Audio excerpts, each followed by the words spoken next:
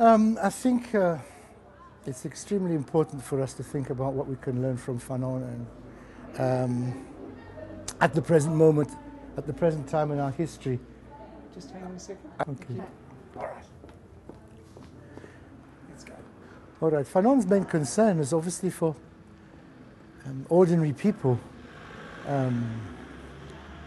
empowering themselves, ensuring that they are in control of their lives, so that any emancipatory politics, any emancipatory struggle has to be run by ordinary people themselves.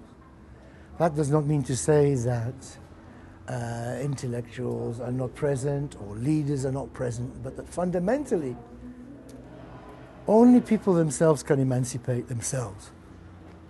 And I think that is one of the main lessons that one learns from Fanon's work. Another lesson is that concerns the fact that Fanon was writing principally about a situation of colonialism, and whereas in fact we are formally free, in other ways we have not really achieved our freedom.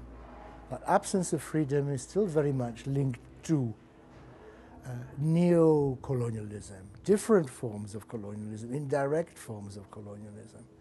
And I think, therefore, what he had to say with regard to the compromises which governments make at independence with the interests of the bourgeoisie, and how, in a sense, they betray that struggle for emancipation because their main interests concern power and money and accumulation.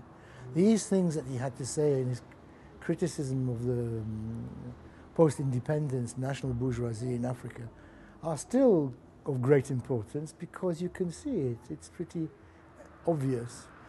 He also talks at length about the rise of xenophobia and how liberatory or emancipatory nationalism can collapse into its opposite, into chauvinism, into attacks on foreigners.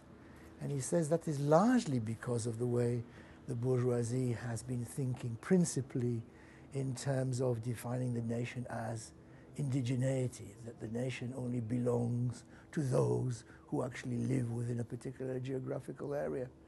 Whereas in fact the struggle for liberation involves everybody, not just those who are indigenous, but also those who come from other countries and who not only support but who are directly involved. So these kind of issues speak to us today, and it seems to me we need to think about them, we need to discuss them and debate them as much as we possibly can.